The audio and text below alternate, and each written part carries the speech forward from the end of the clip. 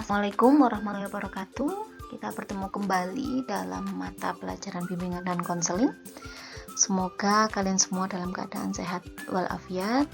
Kita akan memulai pembelajaran hari ini, komunikasi efektif, bab presensi dan tugas. Mari diawali dengan berdoa bersama-sama, semoga diberikan kemudahan dan kelancaran, serta menjadi ilmu yang bermanfaat. Berdoa dipersilahkan.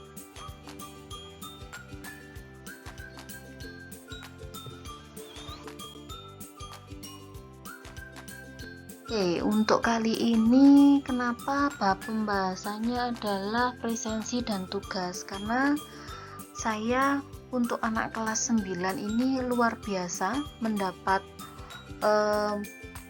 keluhan ya, lebih tepatnya dari Bapak Ibu guru. Sebenarnya di kelas ketika saya ngajar pun juga saya mengalami, ternyata di kelas-kelas yang lain juga dialami semacam itu. Mengenai keaktifan sampean ya nak ya, kita ini kan posisinya pembelajarannya daring, kecuali untuk teman-teman yang offline ya. Kalau offline langsung kelihatan responnya. Nah, satu-satunya respon yang bisa kami terima, yang bisa kami lihat dari sampean yang menjalani pembelajaran daring adalah tanggapan sampean setelah diberikan link video. Ada yang sampai dengan akhir pembelajaran satu orang pun tidak jawab, itu ada. Nanti waktu mengumpulkan tugas cuma 1 atau 2 orang, itu ada. Nah, saya curiga jangan-jangan saman ini tidak tahu caranya untuk buka link. Curiga loh saya ya. Satu, semoga kecurigaan saya tidak benar. Yang kedua, kalau ditanya di grup itu mau jawab ini kok Masya Allah susahnya. Tapi saya masih positive thinking, bisa jadi tidak tahu ya, maksudnya tidak tahu caranya jawab, atau bisa jadi kehabisan kuota. Tapi ya sangat tidak mungkin dalam satu kelas itu yang jawab cuma 2-3 anak, lainnya tidak punya kuota semua. Wong setelah itu saya cek sampean update status semua. Jadi saya berpikir positif, jangan-jangan sampean ini tidak tahu caranya ngetik di WA ketika waktu pembelajaran. Tapi kalau nggak pembelajaran ngetiknya pinter semua. Oke, jadi kita samakan persepsi. Kenapa sih kok harus jawab di grup? Kalau pembelajaran daring, satu-satunya cara mengetahui responnya sampean itu ya ketikannya sampean di sana kan, di grup WA, jawaban sampean di GCR, respon sampean bisa dilihat di sana. Oke, ada 4 jenis anak di sini ya, yang saya berharap nanti semuanya berada pada nomor 4. Ada yang tahu. Maksudnya tahu gini, saya ambil contoh presensi sampean dan tugas sampean itu diketahui dari mana? Ketika sampean ngerjakan di GCR lalu sampean upload, ketika sampean nulis di buku atau sampean ngisi di Google Form dan kemudian diupload. Itu yang harus sampean tahu. Ada beberapa anak yang cukup tahu, oh ya harus ngerjakan gitu. Wes taunya sampai situ toh, tapi tidak paham. Tahu dok. Yang kedua, ada anak yang paham. Kalau paham sudah pasti tahu. Dia tahu tapi dia paham. Dia tahu dan dia paham. Oh, tugasnya seperti ini. Saya harus mengerjakan begini. Ngerjakannya ditulis di buku, diupload di GCR, setelah itu absen di grup. Ada yang seperti itu, tapi tidak melakukan. Nah, yang jenis ketiga, ini gini. Dia melakukan. Saya ini masih positive thinking. Bisa jadi dia ini salah paham. Dia melakukan, kalau ada tugas langsung dikerjakan, langsung diupload, tapi tidak tahu dalamnya ini benar apa salah. Kadang-kadang masih ada yang iseng ya, saya bilang iseng, mengupload jawaban yang bukan mata pelajaran itu. Nah, siapa yang pernah seperti itu, dihentikan ya. Sampean akan merugikan diri sampean sendiri. 1, 2, mengecewakan Bapak Ibu guru. Kembali, saya ingatkan, ada tipe 1, dia tahu kalau ada tugas, tapi setelah tahu, dia tidak ngerjakan. Yang kedua, dia paham, tahu ada tugas, paham cara ngerjakan. Yang ketiga, melakukan. Anak nomor 2 ini, nomor 1 dan nomor 2 ini tidak mengerjakan loh ya, cuman tahu dan paham. Yang ketiga, dia melakukan, ini bisa jadi dia mengerjakan, tapi kadang mencewu ya nak ya, yang sampean upload itu bukan mata pelajaran tersebut. Entah itu kesengajaan, entah sampean tidak paham. Nah, yang terakhir ini paham dan melakukan. Ini adalah ideal. Kenapa saya bilang ideal? Dia paham kalau di situ ada tugas, harus dikerjakan.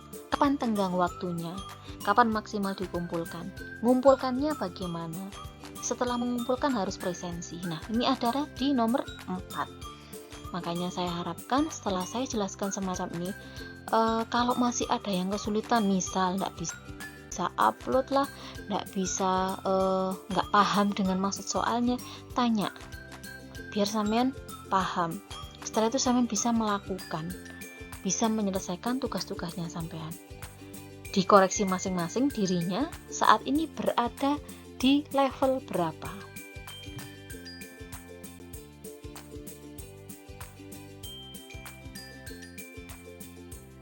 Ini what about me? Gimanakah kalian saat ini?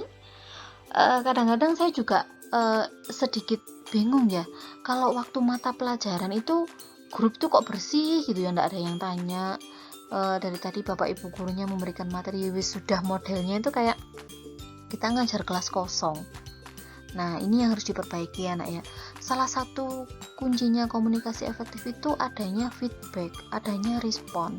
Kalau responnya sampean tidak terlihat, sampean nanti masih akan ada di level 1 atau 2. 3 itu juga masih bahaya karena ngerjakan tanpa pemahaman. Saya ingin kelas 9 keseluruhan pertemuan mendatang, jadi mulai hari Senin itu sudah bergeser pada posisi nomor 4, levelnya paham dan mengerjakan.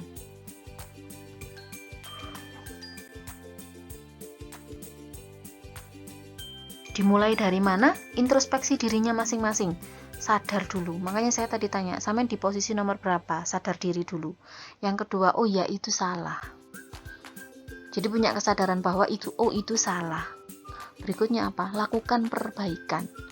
Perbaikan contohnya apa? Yang sekarang di level 1 enggak usah tanggung-nanggung, enggak usah saya 2 dulu Bu, enggak. Langsung lakukan lompatan 2, 3, 4. Enggak usah lama-lama karena ini semuanya hal yang mudah.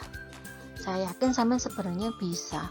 Hanya harus membangkitkan kesadaran dalam dirinya sampean untuk memperbaiki diri. Yang terakhir adalah konsisten.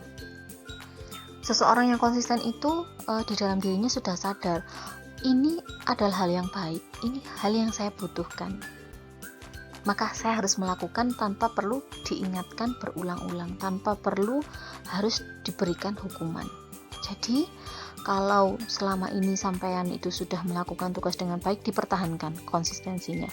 Yang belum, jangan menunggu untuk ditagih Bapak Ibu guru. Jadi makanya biasakan sampean konfirmasi setelah selesai mengerjakan. Untuk apa? Khawatirnya ada upload yang tidak sukses, sampean merasa sudah upload tapi belum masuk ke GCR-nya sampean. Gitu ya. Jadi saya harap sudah bisa melakukan introspeksi terhadap dirinya. Jangan jadi orang yang tidak mau berkembang. Aku ya wis ngene iki. No, enggak seperti itu.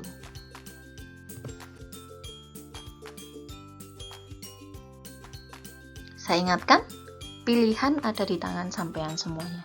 Saya punya beberapa kata-kata yang bisa sampean jadikan motivasi. Saat ini hanya perlu kembali melihat ke dalam dirinya sampean. Sampean ini semuanya terlahir sebagai anak yang baik, anak yang luar biasa. Hanya saja mungkin kemarin-kemarin sempat melakukan kesalahan. Kembali ke posisi semula, kembali menjadi anak yang baik, kembali melakukan hal-hal yang baik dengan cara-cara yang baik. Tapi semua ada di tangan sampean. Sampean mau memilih menjadi seperti apa.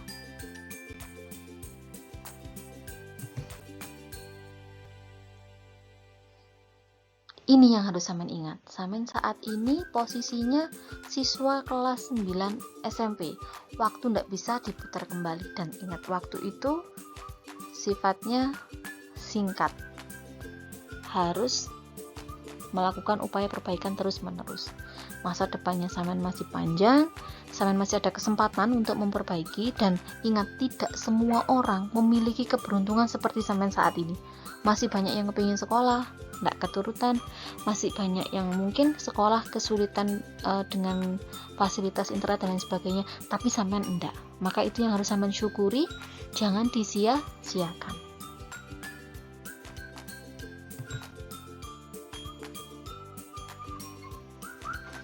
Mulai sekarang janji kepada dirinya sendiri bahwa ini adalah langkah barunya sampean untuk memperbaiki dirinya sampean. Janjinya jangan ke saya, jangan ke ayah bundanya, ke dirinya sampean sendiri. Karena yang akan memberikan motivasi terbesar itu diri sampean sendiri. Ingat, motivasi itu timbulnya dari diri sampean sendiri, bukan dari orang lain.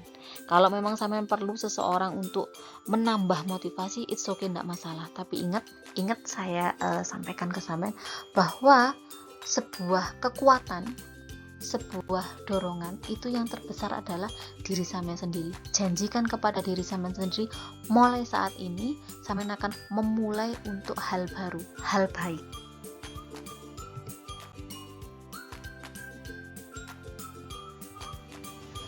Oke, kali ini kita sudah sampai di penghujung pertemuan.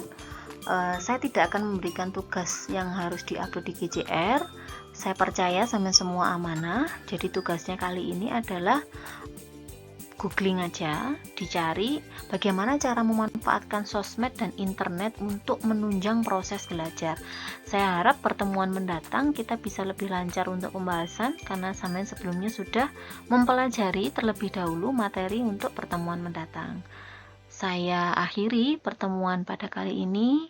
Kesempatan ini semoga semuanya tetap diberikan kesehatan sampai dengan pertemuan-pertemuan selanjutnya.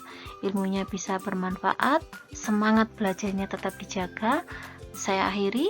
Wassalamualaikum warahmatullahi wabarakatuh.